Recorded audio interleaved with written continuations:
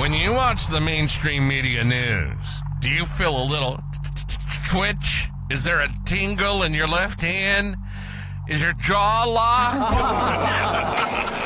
We have the solution. Welcome to Reasonable Arguments, News and Nonsense, the podcast where thoughtful debate meets unfiltered fun. Coming to you from Sarasota, Florida, where your host, Jamie Miller, a political expert with a high-level take on today's events, and Jennifer Bash, someone who can't stand politics, but loves helping you make sense of the chaos. Together, we mix informed conservative commentary, playful banter, and just the right amount of nonsense to keep it entertaining. From domestic and international news to conspiracies both proven and debunked, we tackle it all with humor and honesty. We believe keep your arguments reasonable and your nonsense fun. This is Reasonable Arguments, News and Nonsense. And now your hosts, husband and wife duo, Jamie and Jennifer.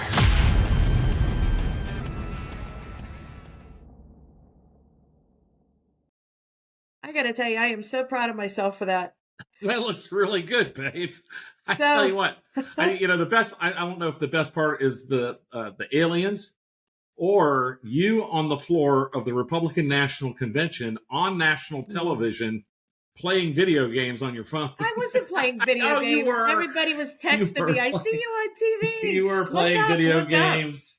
All right. So those who don't know what we're talking about, if you are listening to us audio only, you are really going to want to check out today's episode on YouTube so you can see the video.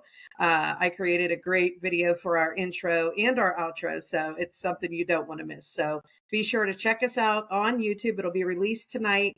And while you're there, subscribe. Excellent. Yeah. All right, so Jamie.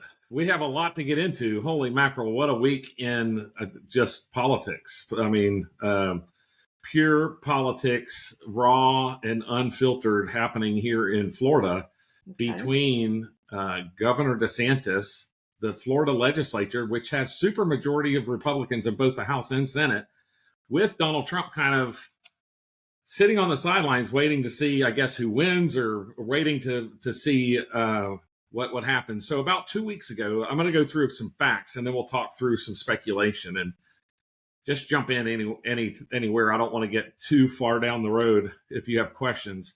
But about 2 weeks ago, Governor DeSantis and President Trump went golfing. And after that, Ron DeSantis said, I'm going to call a special session to make sure Donald Trump has the most leeway he can have and the strongest anti-illegal immigration laws in the country. And Donald Trump retweeted and said, thank you, Governor. I hope more governors follow your lead. So Ron DeSantis has taken that as an endorsement of everything he wants to do in the legislature.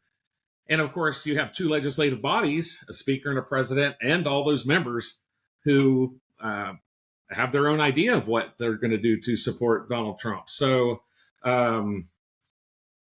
anyway, going into that special session, Ron DeSantis worked with his number one ally in the state Senate, a state senator and former state party chairman, Blaise Ingoglia, who filed all these bills in the states in the Senate that Ron DeSantis wanted. I think there were about 9 bills. And the Senate president and speaker were saying, hey, I don't even know if we need this special session. Session's coming up in March.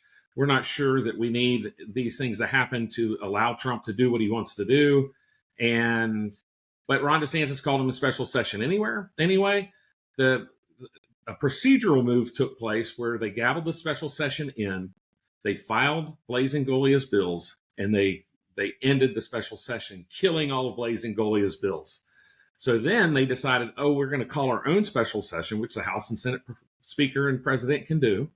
And they file, and then they work with Senator Joe Gruters, which is Donald Trump's number one legislative ally in the country. Joe has been with the president since 2015. They're in lockstep. Everybody knows this. And Senator Gruters worked with the White House chief of policy to come up with the bills that they could pass in the legislature. and the legislature passed it. Then Governor DeSantis goes on a rant. You didn't do my bill, so I don't want your bill. If you send me your bill, I'm going to veto it.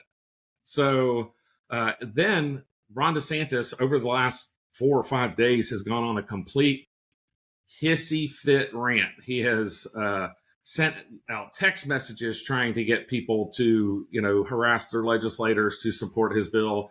He has gone on Fox News. He's calling people rhinos, Republican in name only. This is how the governor gains friends and influences people. And then on Friday, he says, I'm going to not only, blast you all in the media, blast you on Twitter, blast you everywhere I can.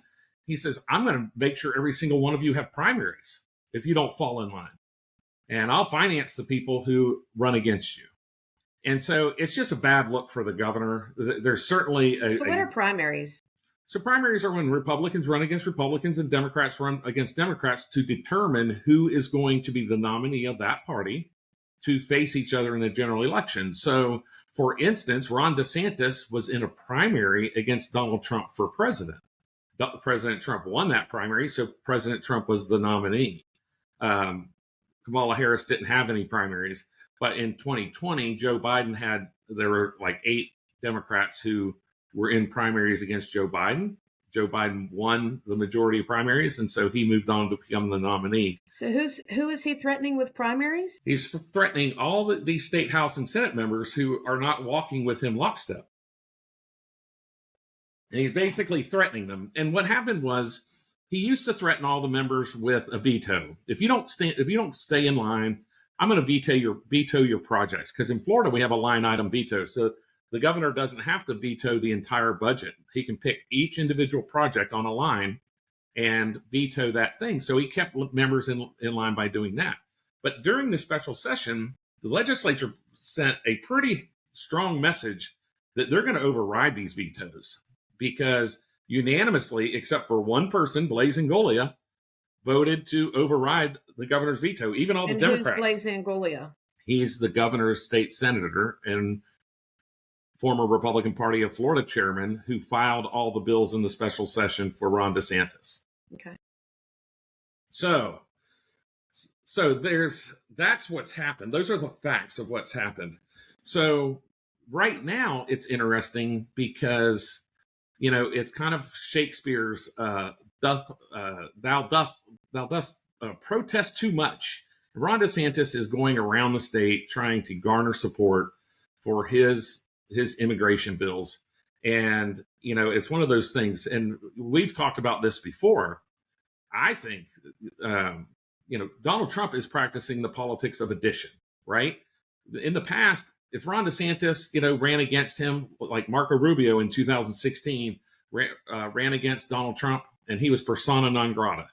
Now, Ron DeSantis ran against Donald Trump. Hey, let's go golfing. Let's try to find some middle ground. And now it looks like Ron DeSantis is exploiting that because Donald Trump's not going to get in the nitty gritty of what the bill looks like or whether, I believe Ron DeSantis probably told the president, the legislature will come with me. Don't worry about Senator Gruters or Senator Fine, 2 of his biggest advocates in Florida. And both Senator Gruters and Senator Fine moved against them. And so when you have politicians go quiet, it's because they know there's a shoe to drop. And it's funny because Ron DeSantis and his supporters are out there raising all kinds of cane. And Donald Trump supporters are in the legislature are kind of just taking it on the chin. And it leads me to believe, I don't know anything, but it leads me to believe that that they are kind of just biding their time. So, so I wrote here, is this a move seen inside the White House? And this was yet to be seen. So this is a question. Is this a move inside the White House seen as a move to help the president? Or is it being seen as a feeble attempt by lame duck governor to become relevant in national politics at Trump's expense? I don't understand what his point is. I mean, he and Trump have, they've gone head to head for, how many years now, and now he's just stomping his feet and acting like a kid that didn't get his way, and I don't understand how this is good for him. The question, it's good for him if the president comes out and endorses whatever DeSantis is trying to do. But to do that, Donald Trump would have to turn his back on Senator Gruters and soon to be U.S. Congressman Randy Fine. Now, Senator Gruters has already received Donald Trump's endorsement for the CFO position in 2026. And Randy Fine is running for an open congressional seat where the president has endorsed him. And so I don't see the president turning his back on Senator Gruters and Senator Gruters. So who asked for the golf date?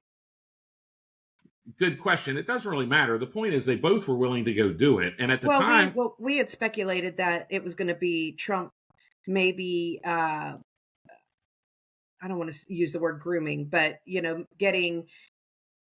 I said my theory is maybe, he's trying to get him on the same side and maybe to the point where he could be vice president to JD. Well, and that was a possibility because, Donald Trump is clearly a different politician in 2021 than he was in 2017. He clearly is practicing the politics of addition. He is trying to bring more 2021? 2025. Excuse me, I did.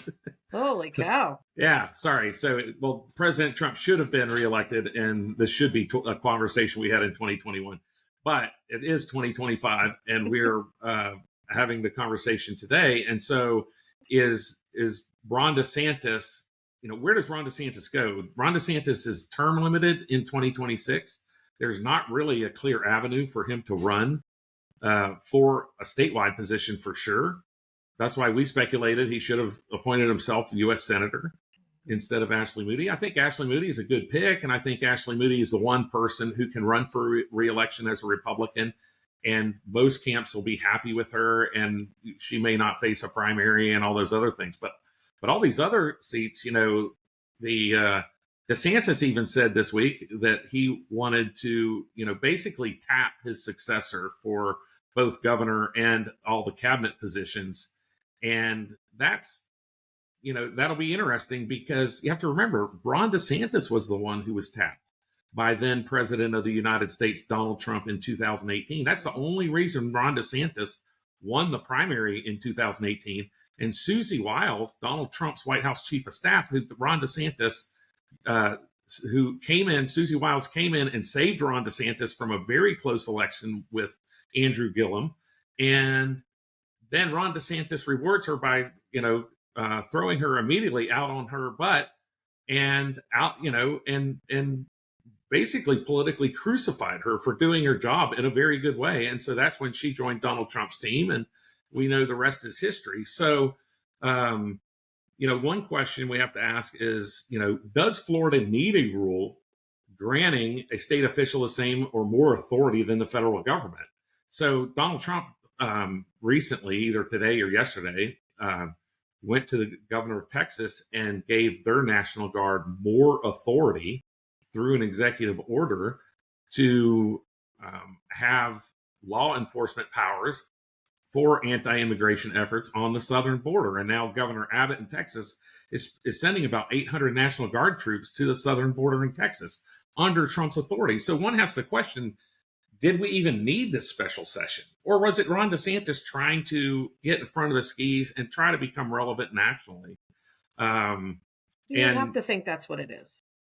That's what it appears. He's panicking. Everybody's he burned his bridges, and everybody. I always say that when one politician or one side of a political argument is out there clamoring about something and being very noisy, and the other side's being very quiet, it is either because the noisy side is having a great victory and tap dancing on the grave of the quiet side, which is not the case here, or the quiet side has an ace up their sleeve. And today, the Florida legislature's ace up their sleeve is they pull it out of their sleeve, and it's President Donald Trump. So we'll see. But there's a lot more at stake here. Like you said, DeSantis was only there because of Trump. DeSantis battled Trump during COVID. Then DeSantis ran a primary against Trump. And when he filled the seat, there was some discussion that it would be Laura Trump, and he filled it with Ashley Moody. Like I said, I think that was probably as good a consensus pick as you can get.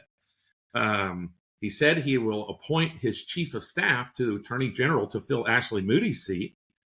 While he said he's going to do that, he hasn't done it yet. So it makes you think, okay, there's something else going on there. And he's also said that he's going to appoint his ally and former anti-Trumper Blaise Ingoglia to CFO over Donald Trump's endorsed CFO candidate, Senator Joe Gruters. And so I've said that, one of Ron DeSantis's problems is that he's always been able to yell into a canyon and think the echo is the accolades of his supporters. That's a good one, babe. You should laugh at that. I can't believe we've talked about Ron DeSantis for 15 minutes. Yeah. So, but here's the point. Ron DeSantis does have his supporters, and he's a great administrator, which is why I advocated for him to become Secretary of the Navy. But he's a horrible tone-deaf politician. He's not a team player. He needs to be a team player. He's not a team player. And that coming from you, who doesn't follow this at all, is, I think this very issue could ultimately, and how he works it with both the legislature and with President Trump, will ultimately determine the trajectory of his political career. Like you said, he could have positioned himself nicely to, hey, I'll be vice president. He's still a young guy. Go, work with JD Vance, and or JD Vance falters as vice president or goes on and does something else, and there's an opportunity in 2028. That's not expected, but you never know in politics. Yeah. People have health issues, people's children have health issues, and they take time off.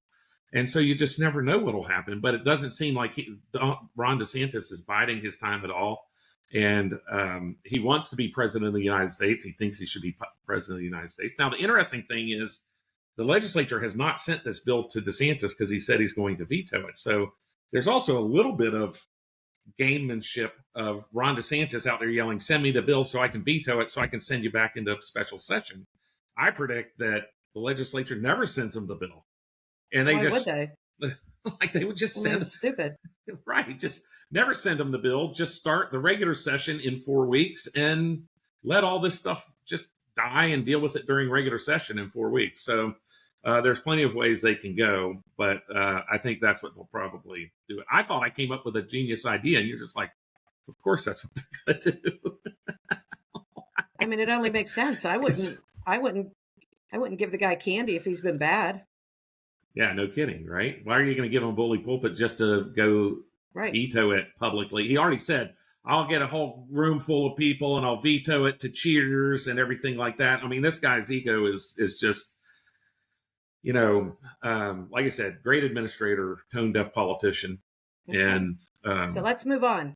Okay. So, of course, we've had these plane crashes. We don't need to revisit that. We did that on our other one. Today, there was a fire as a plane was taking off from George Herbert Walker Bush International in Texas. And last night, the FAA put out a notice that their main warning system for pilots was down, and they had to use a backup system. Transportation Secretary Sean Duffy said federal aviation is using a backup system.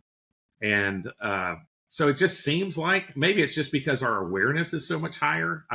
But it just seems like there are things going on with especially the FAA that are not right. And of course, Pete Buttigieg is out there saying, oh, this is Donald Trump's problem because, it all went to crap as soon as he took over.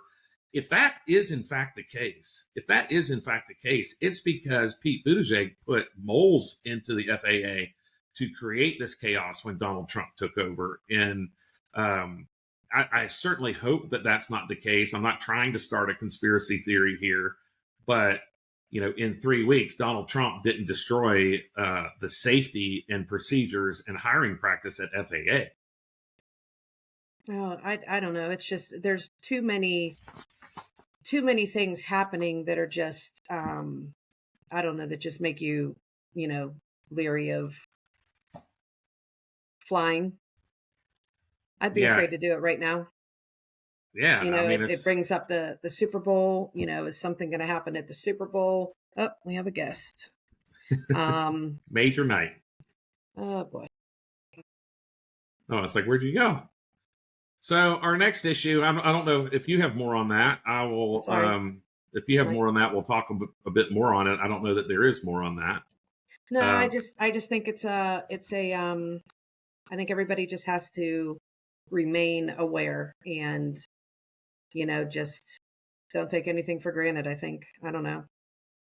It's a weird time. The other big news, and you maybe even have heard of this, is tariffs on Mexico and Canada. I heard Canada's mad. Canada is mad.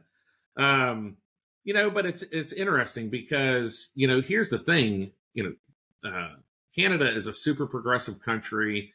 They basically badmouth us at every chance they get every time they get a chance. And so Donald Trump put tariffs on both China or on China, Mexico, and Canada, 25% on Mexico and Canada, and 10% on China. But why Canada? Because he wants to bring Canada into our territory. So what is the point of that? I think it's exactly that, because the pain's going to be greater for Canada. The Canadian dollar is falling pretty dramatically today. There's Luis Perón, who's an international political scientist and author of Beat the Incumbent. And I was on his podcast. We should definitely tag him in this since we're talking about him. Okay. And he wrote in his Substack, number one, I think it's really the spin of the year. It's a masterpiece in terms of political framing, because I can't recall a time when new taxes have ever been welcomed so enthusiastically by those who will pay them. And, it is, for sure, these taxes are going to go up, but we run a trade deficit with these countries, and which means they will run out of our products to tax long before we run out of their products to tax. And so, so it will bring some equilibrium back to the system. Americans are going to have to decide how much pain we're willing to take, because it probably does increase some costs, probably does increase some inflation. But it also, we had these tariffs kind of in the first Trump term, and it worked out great. And so, because people came to the table and they started discussing some of these issues that Donald Trump, in his long tweet, or his Truth Social came out with,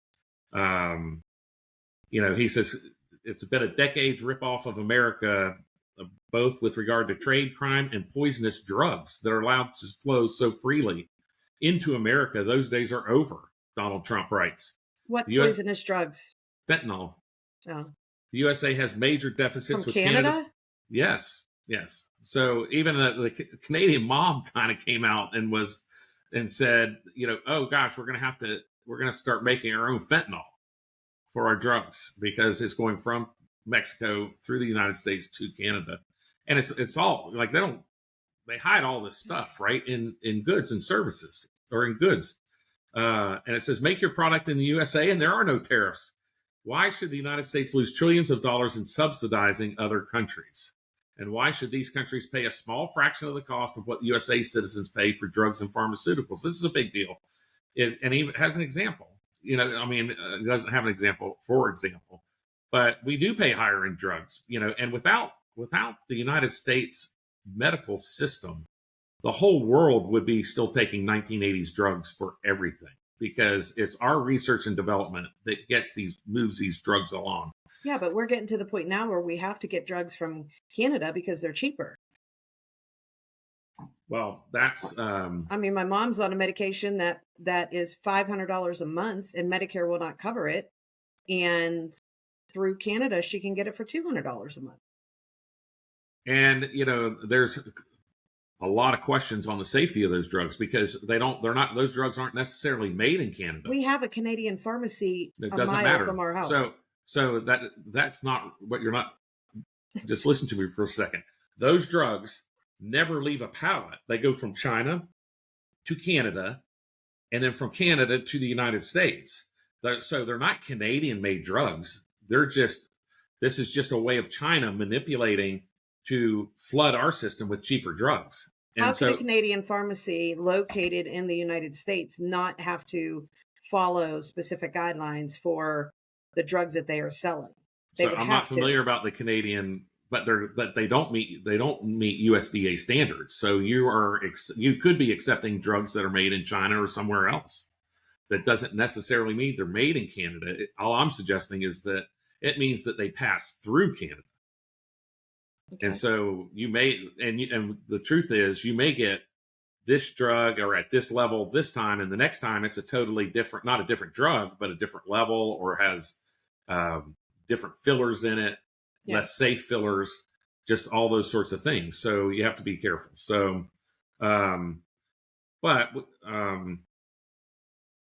the other thing is, a lot of these decisions are coming so fast and furious that I think people think these are knee-jerk decisions by the president. And while I don't have personal knowledge of the president's 100-day plan, I can promise you they had a 100-day plan, and all of these orchestrated things are part of it. And so they certainly are. These are things that they planned on doing from the beginning. Well, I mean, how do you say that with certainty? I mean, the Colombia thing wasn't something that was in the 100-day plan. I guarantee you that deporting people were in the 100-day plan, and the contingency for countries who decided not to participate in taking their criminals back were 100% in the 100-day plan. That makes sense. I guarantee you they had that all. So J.D. Vance has also been in the on Twitter and in the game here. In a tweet, he telegraphs that there's more to come. So this is an interesting tweet. Mexico sends tons of fentanyl into our country. Canada has seen a massive increase in fentanyl trafficking across its border. There are 3 ways of stopping this. The first is ask nicely, which we've done. It's gone nowhere. Now we're on to the consequences phase. So the first consequence is tariffs. J.D. Vance doesn't say what the third step is, but he does say there's more to come. And also in response to somebody else, J.D. Vance says, spare me the sob story about Canada as our best friend. I love Canada and have many Canadian friends, but the government meeting their NATO target for military spending? ? Are they stopping the flow of drugs into our country ?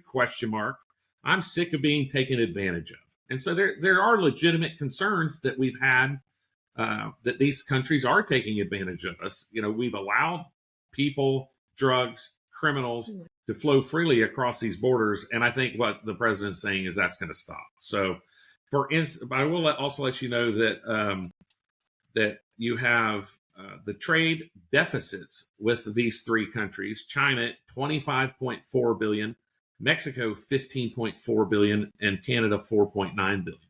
Wow. So they definitely are utilizing our economy much more than we are utilizing theirs. So so we as Americans might have to pay more. We might have to buy American, and I'm not sure that that's all in all bad. Just if you do a little just pro and con of tariffs, pros are stop illegal activities and protect domestic industries. Cons could cause a trade war, increase cost of consumer goods, and could cause economic uncertainty. So those are all likely to happen. It's just like this is another situation of people elected Donald Trump to lead us through fire, and despite the fire he sets, and if you see this as a fire that he set, I think you can expect him to lead us through. Right. So here's this is almost breaking news for this evening, but Marco Rubio is in Panama, and he's finishing his he started his first international trip yesterday. And there's 2 major issues that have come out of this trip to Panama. It is Rubio made clear to the Panamanian president that we are not going to allow Chinese expansion in the region of Panama and the Panama Canal. And as a consequence of that, President Mulino announced that Panama will not renew its memo of understanding for the Belt and Road pact they have with China, and will study getting out of it sooner, which they were scheduled to be out of it in 2027, and they had entered negotiations to extend that memo of understanding or that pact. And so just Marco Rubio showing up to Panama has already showed results. Didn't you say that China was already building a bridge or something?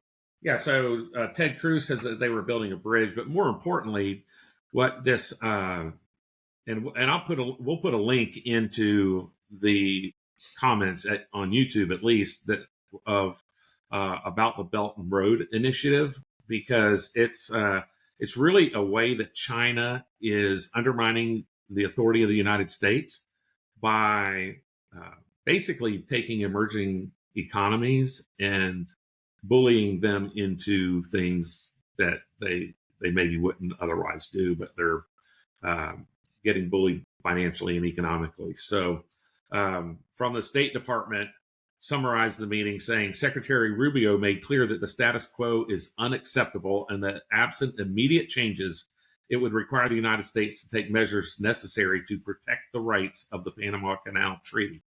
So strong language coming out of the State Department. And it is certainly needed and welcome after 4 years of nothing. Molino did say Panama would not be renewing its agreement with China's Belt and Road Initiative when it expires. Panama joined the initiative, which promotes and funds infrastructure and development projects that critics say leave poor member countries heavily indebted to China. So that's kind of, but there's, like I said, we'll put a link in there. Anybody who's interested in the Belt and Road Initiative can read that link. And there's links within that story. And I didn't know that. I kind of felt I would bore you to death by going into the Belt and Road International Belt and Road Initiative. So, but if people are interested, they certainly it's so can. Exciting, so interesting. All right, baby. That's kind of what I had going into this. That's Lots of intrigue, lots of behind the scenes political intrigue, especially in Florida, that has shown itself to the world. And tomorrow is a new week, and I'm sure new arguments and expectations in Florida between the governor, the legislature, and we'll see if Trump finally weighs in. I think he's just waiting. Just let him, you know how you just let a baby cry until they just get too tired. Oh boy. That's what he's doing. Jennifer coming with the quotes. Oh, it's ridiculous. It's just ridiculous. Oh. But so you finished early. Look at that. Hey, yeah. Holy cow. All right. Well, I can talk more. Oh, I know. I know you can. Do you have anything interesting? Oh.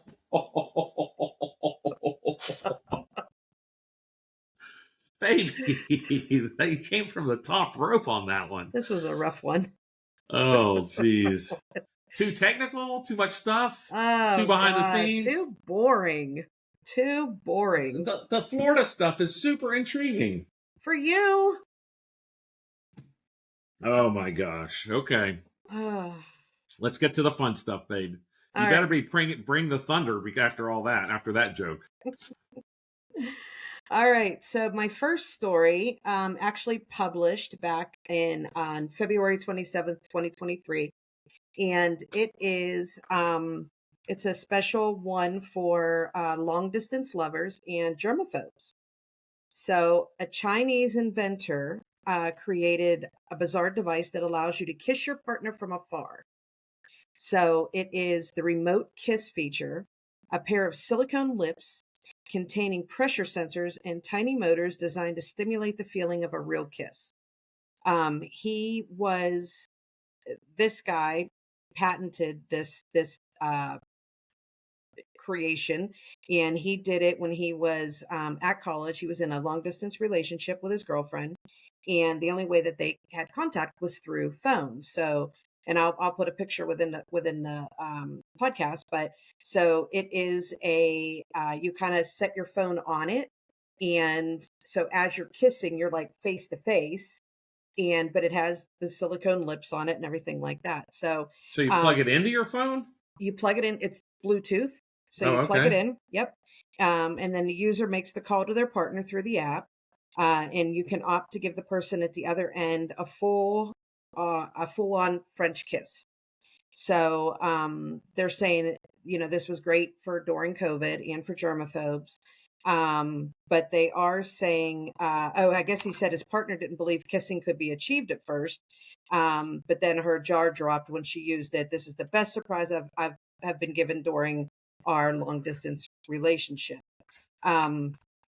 He did say that if you don't have a partner, there is actually a way that you can mingle online and I guess kiss various people with the same little device.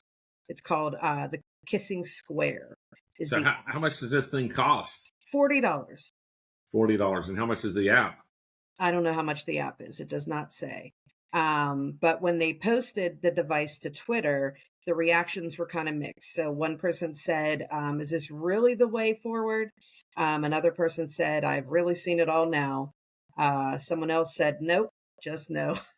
And another person said, pucker up, peeps. So when you look at it, it kind of looks similar to something else that could be used in.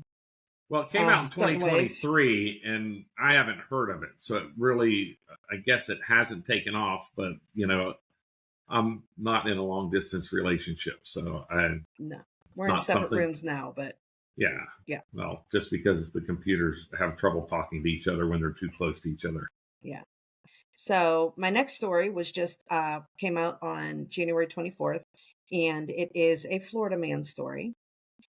So we've all heard of the carnivore diet, right? So you know what the carnivore diet is? I'm guessing that's meat. You eat butter, meat, and cheese. Okay. So this man, he only ate cheese, beef, and sticks of butter for 8 months. But he is now suffering a very weird side effect.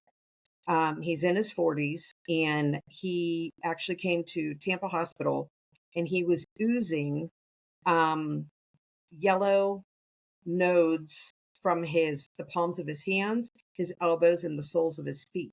The man told the doctors that he had adopted a carnivore diet 8 months ago, explaining that his daily intake was made up of entire sticks of butter, 6 to 9 pounds of cheese, and hamburger patties. Each day? Each day, yes. And 6 to 9 pounds of cheese? Yes. Cheese and hamburger patties. So the carnivore diet is, which involves consuming animal byproducts, eggs and dairy. He didn't say anything about eggs. This patient, though, appears to have taken it to extremes, and he insisted his overall health had improved. But once, like he said, he lost weight, which is a huge thing why people were doing this. He had more, his energy levels went through the roof, and his cognitive functioning went better. But when they did his cholesterol, but he's oozing. He's oozing, yeah. So now he's oozing. It's painless. He doesn't feel anything, but it's completely gross. I mean, it's disgusting, right? So doctors discovered that the Butterman's total cholesterol exceeded 1,000. So anybody who knows normal healthy cholesterol is under 200. And he said before he adopted the carnivore plan, the cholesterol had fluctuated between 210 and 300. So I hope anybody on this diet is really paying attention. But they diagnosed the man with it seems like he went to the extreme. And so this is really what people do. I mean, 9 pounds? I mean, if you eat at breakfast, lunch, and dinner, I mean, that you could easily get 9 pounds. You're eating 3 pounds of stuff? Steaks last night that were a pound each. I mean, you think about it, right? So the cardiologist diagnosed the man with it's anthelasm, a condition caused by high cholesterol levels or other fats in the blood. In cases of this, excess lipids ooze from the blood vessels and form localized lipid deposits on the skin. And they're commonly found around the eye, but in his case, it could be anywhere on the body. So I think that we should do a toast that he has butter. I wonder what happens if this guy gets together with the lips guy. Are you serious? Are you came with a pun this time. Okay, go ahead. And you missed it. I did. I thought through it. Now I got to start over. Go ahead. I said we should do a toast that this guy has better days. Butter days? Toast and butter days. Yeah, I think I was a little bit more funny asking what would happen if we combine. Thank you, babe. If we combine the two people, like what happens if Butter Guy gets with Lips Guy? Like that could change a whole thing. That's probably. That's why when you see the device, you're going to take that back because. Oh no. Okay. Yeah. Hey, before you take us out, I want to say, like we've talked to some people. We've been threatening this to have guests, and so I hope people leave comments about who they'd like to see as guests, and we'll try to have them on here. And so we have some people already lined up, and some really good guests.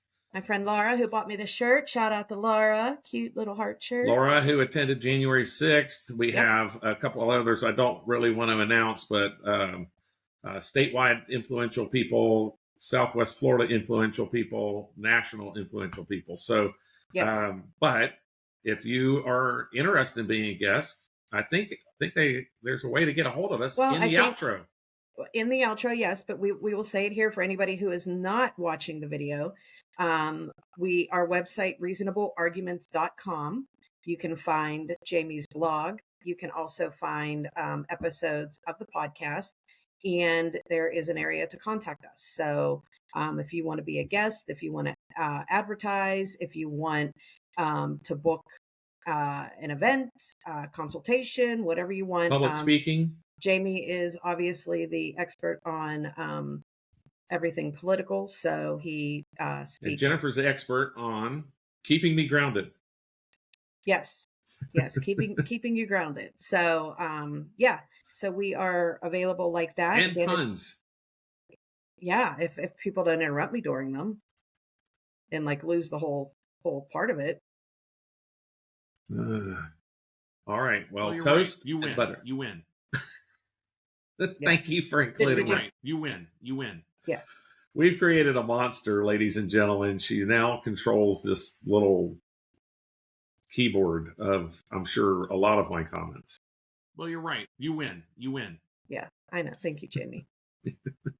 But that's it. So yeah, reasonablearguments.com. Again, you can find us on YouTube where our video podcast is held. Again, you want to go check that out because there's a special thing at the beginning and a special thing at the end. So you don't want to miss that. And let the people see the special thing at the end and take us out, Jennifer. All right. Bye, everybody. Have a great week. This has been Reasonable Arguments News and Nonsense. There is so much BS on the mainstream media news. But you knew that, and that's why you're here. We tackle everything with complete honesty, and we always end on a lighthearted note to leave you smiling. Why do it if it ain't fun? We hope you enjoyed the show. If you did, make sure to like, rate, and review. We'll be back soon. But in the meantime, find us on social media. Find Jamie at RepJam and Jennifer at Jennifer_SRQ. See you next time as husband and wife duo Jamie and Jennifer keep it real on Reasonable Arguments, News and Nonsense.